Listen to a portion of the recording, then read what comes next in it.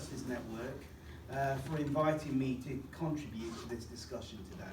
Yeah, I feel very honoured with that. So rather than ramble, and because time is limited, I'm going to read what I have to say. I want to warn you that my talk centres on a history of violence. Violence that concerns the intersections of race, disability and gender, which is brutal and shocking. So I want to prepare you for that. Some of you may find the material uncomfortable or upsetting, and that's wholly understandable. So please look after yourselves and take a break if necessary.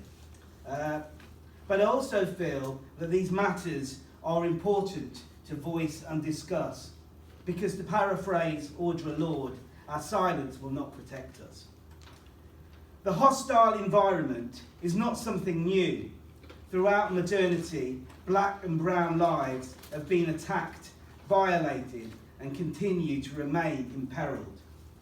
The black body and the disabled body have had a long history of overlapping and intertwining, and yet there is an absence that surrounds this history. The black, disabled and gay activist scholar Christopher Bell, who died too young, spoke about a scholarly colonialism and labelled disability studies white disability studies. In my piece for Aziza, Beth and Remy's book, I think through the material history in which white disabled people's oppression is foregrounded and a black disabled history is silenced and erased. It was not only in the white metropolitan centres of an increasingly industrialised Europe where disability in its modern sense first emerged. Let us be clear, it was also produced and indeed manufactured through the Black Atlantic slave trade. The slave ships, plantations and sugar factories are where black bodies were routinely and brutally debilitated, degraded, disfigured and damaged, disabled by a racist system, and sentenced to death if read as too deviant and dangerous. This is the history of disabling processes that doesn't get spoken about in the dominant expositions of disability studies. When Stuart Hall evocatively wrote, quote, "I am the sugar at the bottom of the English cup of tea," close quote, he was alluding to the invisibility of the Black Atlantic, the compounded, racialised and disabled labour that has for centuries produced so much of the identity and culture that defines Englishness. Hall's point was that slavery and subordination invisibly sweetened what the English culture consumed. There's an important story that is remembered by much of Black America. It was a hugely animating force at the time for the civil rights movement. It's the story of Emmett Till. In 1955, Emmett Till was a 14-year-old African-American boy who was lynched in Mississippi for allegedly whistling at a white woman. Can you believe it? Lynched. On its own, his vicious murder is shocking enough. But there's a fact that is often omitted in the remembering and retelling of this tale. And that is, Emmett Till was not only a black boy, but was in fact a black disabled boy. Till had been left with a speech impairment as a result of a bout of polio. His mother, Mama Mobley, had taught him, when he had trouble speaking, to whistle in order to get his throat muscles to relax. Until her death, Mobley believed that the whistle leading to her son's death had been the result of an attempt to free his voice, rather than a wolf whistle directed at a white woman. So you see, race matters. Race and disability matter and continue to matter. The disabled people's movement and disability scholarship understand that disability is a structure. I'm in agreement with this, but would say that race is a structure too, that needs to be taken seriously. And in this context, it is the way that race is lived through disability and gender that is important. You know, I've been very privileged to have had several conversations with Professor Kimberly Crenshaw over the last few years. And she has told me that the numerous women of colour that she draws attention through the Say Her Name movement, that highlights state violence and killing, are also disabled. They may have physical, sensory or cognitive conditions or mental health issues, or a combination of all of these. These women include Eleanor Bumpers, Say Her Name, Corinne Gaines, Say Her Name, Jessica Williams, Say Her Name, Gina McMillan, Say Her Name. The names of these black disabled women is particularly important because, as Kim reminds us, these are the names we least recognise or remember. In this country, I want to draw attention to Dorothy Cherry Gross, Cynthia Jarrett, Say Her Name, Joy Gardner, Say Her Name, and most recently, Sarah Reid, Say Her Name. All these stories are entangled in race, disability and gender. In my own research with black, brown and white disabled football fans, there's no doubt that whilst they all experience the negative impact of a disabling society whose attitudes and access make it difficult for them to function, it's clear to me that whiteness is an unmarked category, and the white disabled participants in my study benefit from white supremacy and their deracialized construction. A couple of vignettes from my research. One participant, a disabled man of African heritage, I'll call him Ronnie. He tells me how, when trying to park in a disabled bay, he was asked by a traffic warden why he is parking there. Ronnie has an accredited mobility impairment and is a blue badge holder. In his own words, it's as if he says, "We don't know the law or choose to ignore it. Because of your race, you are viewed differently." They assume somehow there is no possibility that a disabled black person can have a car. You are viewed like you are not fully disabled. Once you're a different race, everything around you changes. We know that in these neoliberal times, disabled people are often regarded as liars and scroungers. Yet there is another level of judgment and scrutiny placed upon black disabled bodies who are regarded as doubly out of place in the white world. Race matters. Another example, a South Asian disabled man, let's call him Sarfraz, and who's a wheelchair user. On the way back from a match at Wembley Stadium in a service station car park, he is confronted by a couple of fans who say, "Why don't you fucking stand up, you packy? See if you can sort us out. Come on, come on."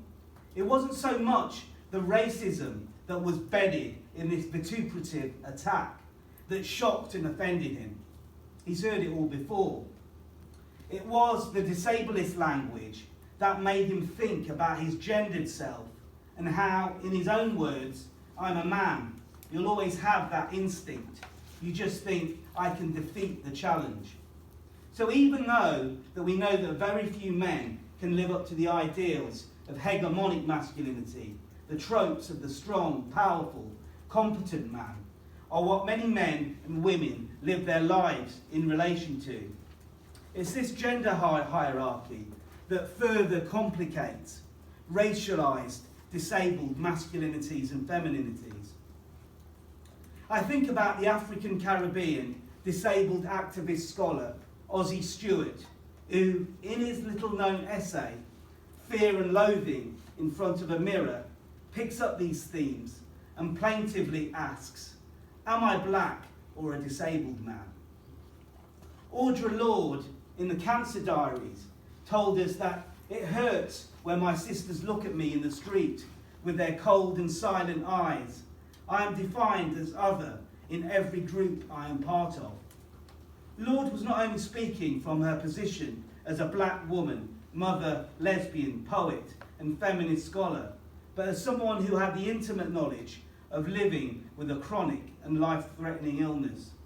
Aisha Vernon, another disabled activist scholar of colour, echoes Lorde's experience by telling us that she too often feels like a stranger in many camps. We need to take these affects seriously. We need to acknowledge that disabled people of colour are part of our communities, families and selves. Their illness, impairment and disability are part of the life course. And if we follow its path long enough, then we will all yield to its withering embrace, sooner or later. This falling apart is expected, yet the societal conditions of transnational capitalism that produce and maintain dis-ease are not. Disablement is an important structure of domination that, like white supremacy, patriarchy and heteronormativity, must be dismantled if black and brown lives are to thrive and flourish. I don't want to finish on a depressing note, which in my early draft I did.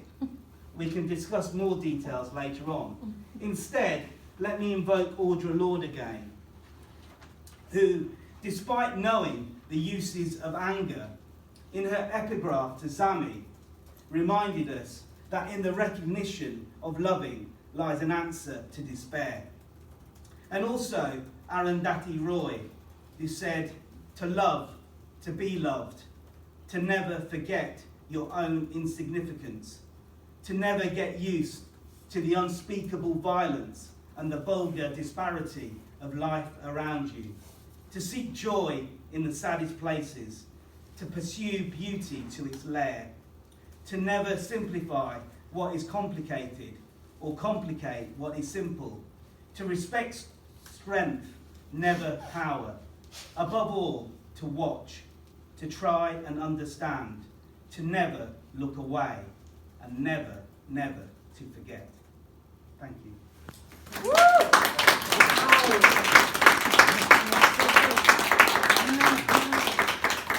Oh my goodness, can we just take a minute there? Viji! You gave me goosebumps, honestly. Oh my gosh. Okay. I can't think, sorry. That was amazing. Thank you so much. Thank you. Brilliant. And is that a chapter in a book coming out soon? Plug. Kind of culled from a bit of Tripping Blackness. Mm-hmm. And yeah, a bit of other stuff and a bit from the forthcoming chapter called Black Crip Killjoys. Amazing. Thank you so much. And we've got a chance to pump Viji with questions later on, which I think I'm going to be the first to do that. But I'm going to move it on to Sister Judah now. So you have 10, 15 minutes? Okay. Well, I think I'm going to sit for this because my story really is a very personal story, and I'm going to tell it from my perspective. I'm from a family of 6 children, and my brother, I'm the 3rd child, my brother, the 4th child, was born deaf. When he was born, we didn't know he was deaf. He was born in the 60s, during a time when disability was at the bottom of the pile, and the majority of people who had a child with disability hid that child away. So we didn't have a connection with any other family that had a child with a disability in the family. So my experience of being, I think it was 2.5 when my brother was born, and I remember going to the hospital and seeing this beautiful black baby in this cot and thinking, how amazing is this child? But we had no idea at the time. Obviously, they didn't do any tests or anything. So children grow, and as a family, we all wondered, why is our brother not responding to a noise that you've come in the room, you we shout his name, he would never turn around. But we just didn't even think that a disability, because he was perfectly formed, he had no physical disability, nothing that was visible. And obviously a child, you don't expect a child to speak, so it just wasn't something we thought about. And then one day, we came home from school and our mum said to us, I just want you to just go upstairs in the room. I've put Andrew in the room and I've sat him in the middle of the room. And I want you to go in, his back's to the door, and I want you to go in and make as much noise as you can. Shout, scream, bang things. So we all went upstairs, banging, and he was just sat playing, whatever he was playing, didn't turn around. So we thought something's not right here. So my mum made a few contacts and we ended up going to a centre in London. Travelled all the way from Leeds. Me being the youngest child at the time, I had to go with my mum to this clinic. And my brother was assessed in this big, giant clinic. I remember being there thinking, what is this? There was no other people like us there. It was a very, very daunting experience. We came home from there and we just carried on living our lives. Now, my brother went to a school in Leeds at the time. Some people may remember who are from Leeds, and if you don't, it was a type of environment that was originally set up for people who, I suppose, who were disaffected in society, who, or a young girl getting pregnant would be sent to this place. Somebody who showed signs of mental health would be sent to this place. So it was the kind of environment that probably back in the day it was the workhouse. You know, it was that sort of place, but it was set up for people who were disaffected in society, for want of a better phrase.